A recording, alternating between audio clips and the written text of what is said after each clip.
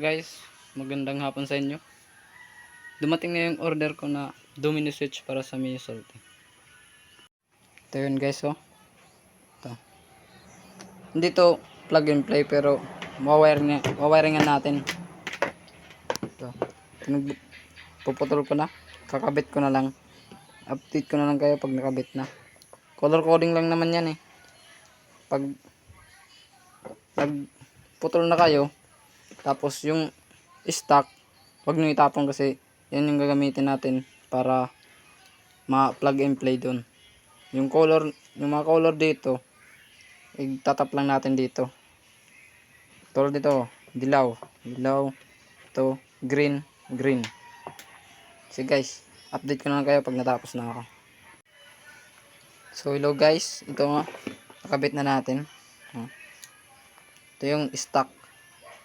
Yan. Stock socket ng Mio Salty. Pinamit lang natin sa bagong Domino switch na may kill switch.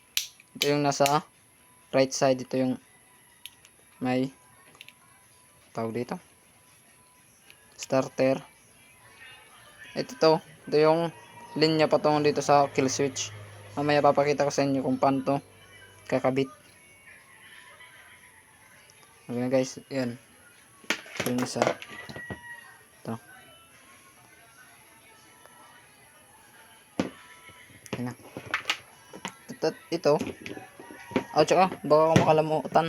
Ito pala, tatanggalin natin. Lipat natin dito. Kasi yung nabili ko, wala agad ganito. Lipat natin to. Lipat natin dito. Ito yung guys, nakabit na natin. Ito yung bago. Tingnan nyo. Nasaan na yung luma? Ito. Tinanggal natin dito. May dalawang tornilyo yan. Ito yung dalawang tornilyo. Ito. Okay na. Kabit na natin sa motor. Guys, kakabit na natin. Nga pala guys, bumili ako ng bagong flasher. Luma na kasi yung stock. At wire. 2 metro to. Bili ko.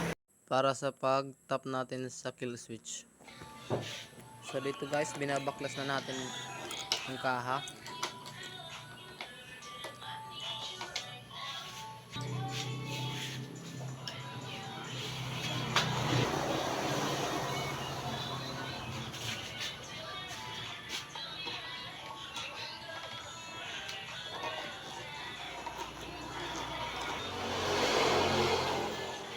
Balikan ko na lang kayo guys pag natapos ng magbaklas.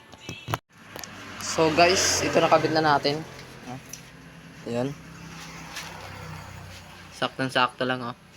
So guys, di ko pala napakita sa inyo yung pagkabit at yung pagbaklas ko. Kala ko kasi nakabidyo na ako. So ito lang. Kill switch na yan. Papakita ko na lang sa next video kung paano ko kinabit dito. Dito sa may CDI. Yung wire niyan papunta dito sa CDI. Ayan. Check natin. Blinker muna. Umilaw na. Blinker. Ilaw. Tingnan natin sa likod. Ayan o. Ulit. Yung sa kaliwa. Ayan. Bakit sabihin nyo hazard? Tingnan nyo. Ayan o. Hazard. Yung hazard, left and right. Huwag mo munang pindutin. Hazard na yan. Sina. Lakas. Working lahat. Try naman natin yung push start. Park light. Nakonect na dito. Isang pinunod to. Yung park light nandyan na. Diba usually yung original nandito na pati yung headlight switch, pero nandito na dito. Tatlong pindot na to. Headlight, yung low at ito yung high. Tapos pag off dito rin, sagad mo lang. Tapos yung kill switch, of course gumagana to. kill switch natin. Try natin pandarin. Ay, mandar. On natin. Tapos, one click. Diba? Ito, indicator. Hi. Blinker. Doon.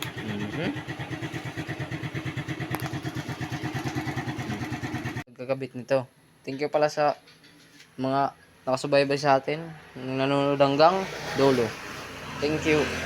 Ayun lang. Sa next video ko yung dito paano ko kinabit yung kill switch. Tuturo ko. Ito yan dito. Ito yun na. Nandito di ba yung CDI? Nandito. Dito yan. Sige bye guys.